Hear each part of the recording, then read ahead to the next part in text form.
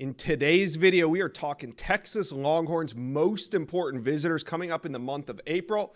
Got Justin Wells from Inside Texas here to break it all down. But before we get going, Texas fans, lock in, hit the subscribe button to the On3 Recruit channel. We love talking Longhorn recruiting here. Hit subscribe for me. All right, let's bring on Justin Wells from Inside Texas. And you guys had a great article breaking down all the most important visitors. It was about 50 names in there at least. So we're gonna talk about it. But before we get into that, modern day running back Jordan Davidson seemed like Texas is to lose for a while. Then Ohio State, they are now trending. How do you see this playing out? And do the Longhorns still have a shot? Yeah. So Jordan Davidson and Tashard Choice have had a relationship for well over a year. Steve Sarkisian has decided to set up a pipeline to modern day high school for good reason. Mm-hmm. It's a talent factory out on the West Coast, and Jordan Davidson's one of those guys. They already have Brandon Baker, the 5-star offensive tackle on campus. They already have Spencer Shannon tied in. And Davidson's the next one up, him and Marcus Harris, the 2025 wide receiver. As for Davidson, our new guy, Steve Wilfong, put in a pick on Monday, and it was, a lean to Ohio State. Right. And I think that the Buckeyes have kind of vaulted themselves in this recruitment. He'd recently taken trips to Alabama, Ohio State, Michigan. We caught up with him a bunch of that at InsideTexas.com. But I think Ohio State hiring Lachlan out of Oregon, I think that's a big boost. And I think that's what's, put them into that vaulting position. That being said, I got to catch up with him yesterday, and he's going to be back in Austin on Saturday. And he's been to Austin probably, 5 or 6 times already. He's been a frequent customer of the University of Texas. Him and Choice have a really good relationship. He's the top target on that big board for running backs. And so I honestly think the recruitment is just now starting. I think the Horns had the early lead. They were in on it early. They built a great foundation. But Ohio State's coming strong. This recruiting class in the last month has jumped. They're doing a lot of good things. Ryan Day has got a lot of good momentum. And then with that new running back hire, Coach, I think it's put them squarely at the top. And so I think it's going to come down to Texas and Ohio State at the end, Josh. Yeah, I think hiring Carlos Lachlan away from Oregon, it's kind of that West Coast connection. He takes it to Ohio State. That's kind of why a lot of the experts are jumping on Davidson to Ohio State. But like you said, hey, visits make a big difference. And this weekend, he'll be in Austin, so we'll see how that plays out. I want to get to your article now. I read it, like I said, over 50 visitors, but something that stood out to me was the wide receiver group and the defensive line group. So that's what we're going to focus on in this video. Wide receivers on campus, we'll start there. A bunch of 5-stars. You got Khalil Lockett, DeCorian Moore, Caleb Cunningham, Jamie French, who's right outside the 5-star, but basically a borderline 5-star prospect. So if you're looking at this list and you're a Texas fan, who are you telling them to zero in on moving forward? DeCorian Moore and Khalil Lockett. I think those are the two most reasonable at this stage. Look, Texas loves Jamie French, and they love Caleb Cunningham for good reason. Those are two of the best pass catchers in the country for good reason. French, former Alabama commit. Cunningham's in Mississippi, and a lot of people think it's probably going to be an Ole Miss, Mississippi State battle there. But listen, the two top receivers, I believe in the On3 industry rankings, are DeCorian Moore out of Duncanville and Khalil Lockett out of Saxe. As for DeCorian Moore, he's solid to LSU. He'll tell you that. I actually caught up with him on Friday before he went to the Texas Relays in Austin. Got to catch up with his family. His family actually walked over and spent a little bit of time with the coaching staff. And then I found out that he's coming back for this weekend. And so DeCorian's actually going to be in Austin 2 more times this weekend, and then April 20th for the spring game. And so for LSU fans, that's a guy you want to hold on to pretty tight, because I honestly don't think that recruitment's going to get kicked off until probably November. Mm-hmm. But there are a handful of schools that are still in the mix that are going to get official visits. Ohio State, Oregon, and then obviously LSU and Texas. This is going to come down to LSU and Texas. I feel like he's going to go to one of those 2 schools. If he decides to stay in state, that'll be a Texas. That'll be a flip. But listen, LSU has one of the best classes in the country, if not the best. Number 1 quarterback, Bryce Underwood. Number 1 running back, Harlem Berry. And number 1 receiver in DeCorian Moore. They've got a ton of momentum. Brian Kelly is doing a really good job down there in this 2025 cycle. But at the end of the day, there's just a feeling within the program and within sources at Duncanville that feel like Moore's probably going to wind up at Texas. Now, the season has to happen. Right. A lot of that is going to be determined on how Texas looks in 2024, how LSU looks in 2024. But right now, he'll tell you he's solid at LSU. But that relationship he's building with Texas, which has been built for the last 2 years, I think is one of those that LSU fans really need to pay attention to. As for Kalik Lockett, he's got a couple more officials set up. Texas was always going to be there. LSU was going to be there, but now he's looking at Michigan. Now he's looking at USC. This is a guy that, On3 was big fans of this guy. This guy really rose up, and I love that he got that Charles Power and those guys ranked him higher because his body control, precision route running, his hands, he's elite. He doesn't have a weakness. He may not be a burner type speed guy on the outside. He does everything else. So if there's two guys that you really need to pay attention to, Texas fans, it's going to be DeCorian Moore, which most guys know of, and Kalik Lockett, the 6'2", 190-pounder out of Sexy.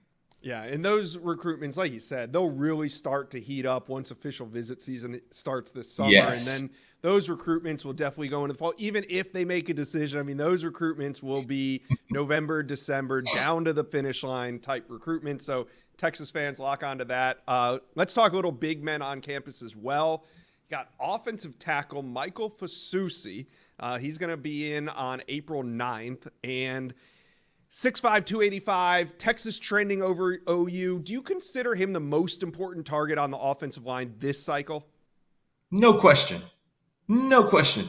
If you can find a franchise tackle 2.5 hours from your campus, buddy, you prioritize him. Right. And that's exactly what they did. Kyle Flood, the Texas offensive line coach, actually came through Louisville a couple years ago, and he got to see a freshman Fasusi going through workouts. And he told a couple of the staffers at Louisville, that's what a future NFL offensive tackle looks like. Like, he could see it. And so along the way, they built a great relationship. And granted, Fasusi really enjoys the recruiting process. He's a kid that keeps a level head. He's grounded, but he also understands he wants to enjoy these visits, getting to know people. He's got a great personality. He's a very open kid. I've loved getting to know him over the last couple of years. His family's tremendous. His dad, Ebenezer, outstanding man. I mean, he's been brought up in a great place. I think it's Texas versus the field with Fasusi. Oklahoma's the one you really got to watch. Oklahoma has built a great relationship. He loves Bill Bedenbaugh. He's been up there a handful of times. Don't discount Texas A&M. They hired a new recruiting staffer named Joe Hamilton, who's actually from Louisville, so they've got a connection there. Don't cross out Missouri. They made a big impression on him when he took a trip there about a month ago. Saw him at a track meet. Now he's going to take an official visit there as well. And so, but again, I think this is a Texas OU old-fashioned Red River shootout. I think the Horns kind of hold the advantage now. They get that last official visit, which is the last weekend in June, which, when it comes to OVs, that can be kind of a big deal when you get the last sell. I wouldn't call it a wrap yet, but I do think Texas looks really good. Oklahoma is going to be the one to watch in that one. All right, now let's stay in the state and let's stay on the offensive tackle position. You got Ty Haywood. He's out of Denton, Texas. It almost looks like a mirror image, the exact opposite. Ty Haywood trending to OU at 92%. We saw a lot of the experts picking on RPM day for Ty Haywood to go to OU, so maybe that's why he's trending. So, okay, so you're one of them. But my question is, I know it's very early. Is Texas still a player in this recruitment? They're a player in it. I just don't feel good about it. Mm-hmm. I went and saw him about a month ago at one of the Denton Ryan track meets. Got to catch up with him, Marcus Garcia, Denton Ryan. They put out dudes on the regular. Anthony Hill, Jatavian Sanders, Billy Bowen. The list is long. It's a long one. Ty Haywood's next, and he is beautiful. That guy is unbelievable. It just always felt like talking to him that Oklahoma and A&M had a better in than Texas. Now, he was supposed to visit in January, and he didn't make the trip. Marcus Garcia, his teammate, was hoping for an offer, didn't get one, and I think that kind of overlapped into the locker room. Mm-hmm. And so now I feel like Ty Haywood is going to be an Oklahoma-Texas A&M battle. I really like Oklahoma. I think they have solidified the recruitment. They have hit every single angle that you need to. Again, Bill Bedenbaugh does a really good job recruiting and developing on the O-line. Oklahoma's got some good momentum. There was a couple months ago where my colleague at InsideTexas.com, Eric Nalin, and I, everywhere we would go, it seemed like kids were talking about Oklahoma. And Ty Haywood was at the top of that list. And so right now, I don't think Haywood in Texas makes a lot of sense, but it's April. I said the same thing about Neto Umeozulu 2 years ago at Allen, and he wound up going to Texas, committing in late November, early December before signing day. So you never really know, but just by talking to him and talking to sources close to that program, I think it's Oklahoma by a mile. And if it's not going to be in Norman, I think College Station would be his second place. Okay. Let's head down to Houston, where we got Edge Smith Aragbo. Now, he's going to be on campus this weekend. He's a 6'4", 210-pound edge prospect, top 100, and Texas leads on the RPM. What are we looking at in terms of a timetable here? You know, it's funny. I think a lot of guys kind of have this cliche when they ask about decisions, and it's usually, I'd like to do it before my senior year. Yeah. I think the way the recruiting calendar is set up right now, when you take those officials in late May and through June, July and August is commit season now, because those are all those guys trying to get spots, trying to make sure they have a place before they get to their senior year, because theoretically they don't want to worry about the recruiting process once they start their senior year. I mean, that sounds really good to them and really to their parents and really to their coaches.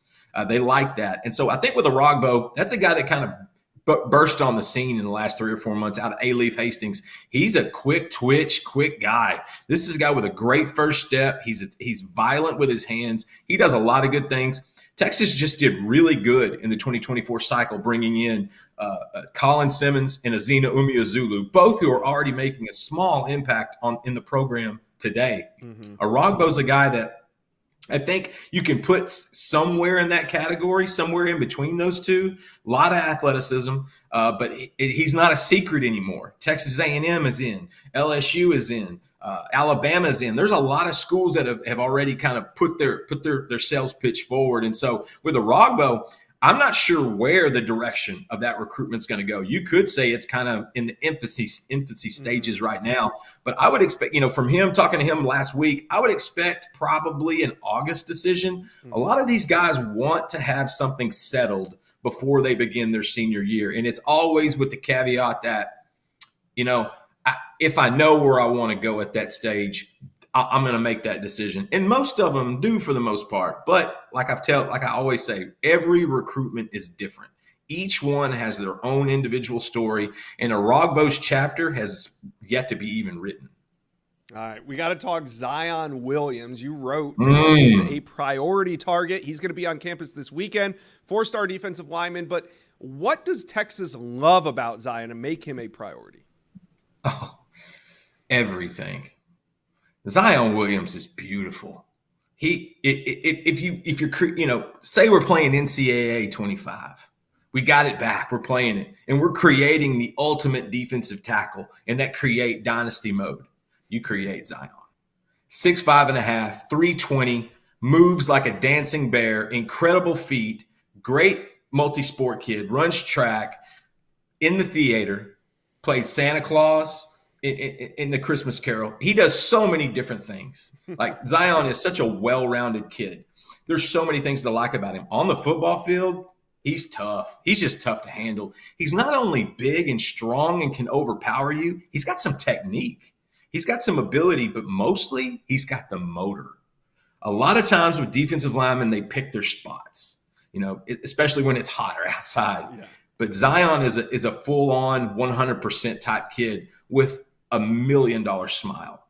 I mean, he's tremendous. He's related to defensive line coach out of TCU, Jamarcus McFarland, former Lufkin Panther. And if you know anything about Lufkin, that's a football factory.